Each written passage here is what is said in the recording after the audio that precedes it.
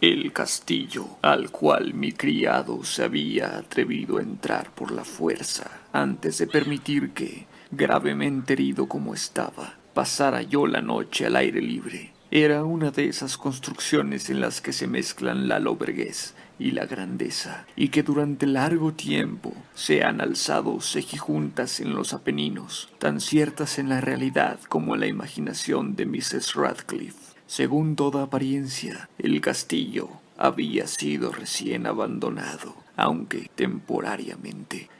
Nos instalamos en uno de los aposentos más pequeños y menos suntuosos. Hallábase en una apartada torre del edificio. Sus decoraciones eran ricas, pero ajadas y viejas. Colgaban tapices de las paredes que engalanaban cantidad y variedad de trofeos heráldicos, así como un número insólitamente grande de vivaces pinturas modernas en marcos con arabescos de oro. Aquellas pinturas, no solamente emplazadas a lo largo de las paredes, sino en diversos nichos que la extraña arquitectura del castillo exigía, despertaron profundamente mi interés, quizá a causa de mi incipiente delirio. Ordené, por tanto, a Pedro que cerrara las pesadas persianas del aposento, pues era ya de noche, que encendiera las bujías de un alto candelabro situado a la cabecera de mi lecho, y descorriera de par en par las orladas cortinas de terciopelo negro que envolvían la cama. Al hacerlo así, deseaba entregarme, si no al sueño, por lo menos a la alternada contemplación de las pinturas y al examen de un pequeño volumen que habíamos encontrado sobre la almohada y que contenía la descripción y la crítica de aquellas. Mucho leí intensamente miré. Rápidas y brillantes volaron las horas, hasta llegar la profunda medianoche. La posición del candelabro me molestaba, pero, para no incomodar a mi amodorrado sirviente, alargué con dificultad la mano y lo coloqué de manera que su luz cayera directamente sobre el libro. El cambio, empero, produjo un efecto por completo inesperado. Los rayos de las numerosas bujías, pues eran muchas, cayeron en un nicho del aposento que una de las columnas del lecho había mantenido hasta ese momento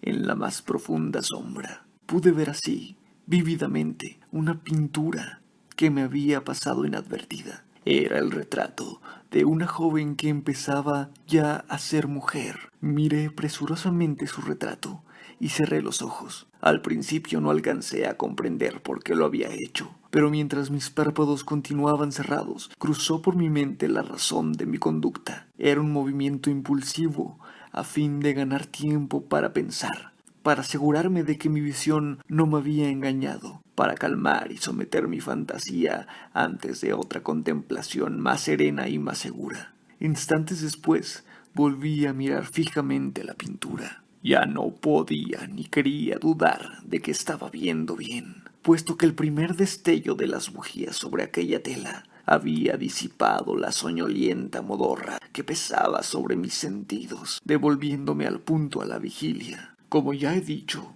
el retrato representaba a una mujer joven, solo abarcaba la cabeza y los hombros, pintados de la manera que técnicamente se denomina vignette, y que se parece mucho al estilo de las cabezas favoritas de Sully. Los brazos, el seno y hasta los extremos del radiante cabello se mezclaban imperceptiblemente en la vaga pero profunda sombra que formaba el fondo del retrato. El marco era oval, ricamente dorado y afiligranado en estilo morisco. Como objeto de arte, nada podía ser más admirable que aquella pintura, pero lo que me había emocionado de manera tan súbita y vehemente no era la ejecución de la obra, ni la inmortal belleza del retrato. Menos aún cabía pensar que mi fantasía, arrancada de su semisueño, hubiera confundido aquella cabeza con la de una persona viviente. Inmediatamente vi que las peculiaridades del diseño, de la viñeta y del marco tenían que haber repelido semejante idea, impidiendo incluso que persistiera un solo instante. Pensando intensamente en todo eso, quedéme tal vez una hora, a medias sentado,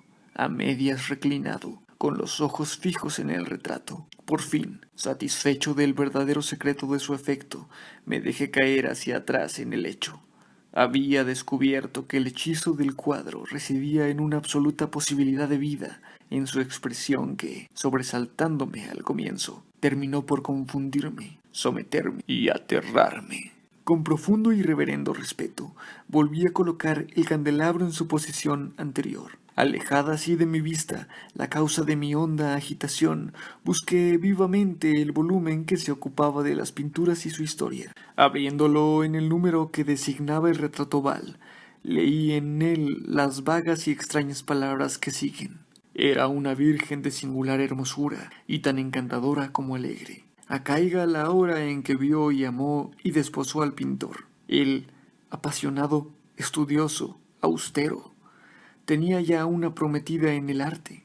Ella, una virgen de sin igual hermosura y tan encantadora como alegre, toda luz y sonrisa, y traviesa como un cervatillo, amándolo y mimándolo, y odiando tan solo al arte, que era su rival, temiendo tan solo la paleta, los pinceles y los restantes enojosos instrumentos que la privaban de la contemplación de su amante. Así, para la dama, cosa terrible fue oír hablar al pintor de su deseo de retratarla, pero era humilde y obediente, y durante muchas semanas posó dócilmente en el oscuro y elevado aposento de la torre, donde sólo desde lo alto caía la luz sobre la pálida tela. Mas él, el pintor, gloriábase de su trabajo, que avanzaba hora a hora y día a día, y era un hombre apasionado, violento y taciturno, que se perdía en sus ensueños, tanto que no quería ver cómo esa luz que entraba lívida en la torre solitaria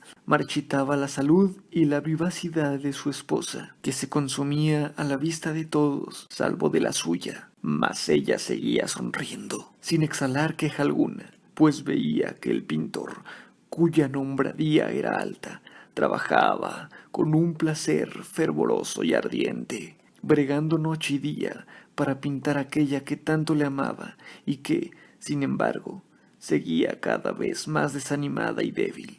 Y, en verdad, algunos que contemplaban el retrato hablaban en voz baja de su parecido como de una asombrosa maravilla, y una prueba tanto de la excelencia del artista como de su profundo amor por aquella a quien representaba de manera tan insuperable. Pero a la larga, a medida que el trabajo se acercaba a su conclusión, nadie fue admitido ya en la torre, pues el pintor habíase exaltado en el ardor de su trabajo y apenas se apartaba los ojos de la tela, incluso para mirar el rostro de su esposa, y no quería ver que los tintes que aparecían en la tela eran extraídos de las mejillas de aquella mujer sentada a su lado. Y cuando pasaron muchas semanas y poco quedaba por hacer, salvo una pincelada en la boca y un matiz en los ojos, el espíritu de la dama osciló, vacilante como la llama, en el tubo de la lámpara, y entonces la pincelada fue puesta y aplicado el matiz,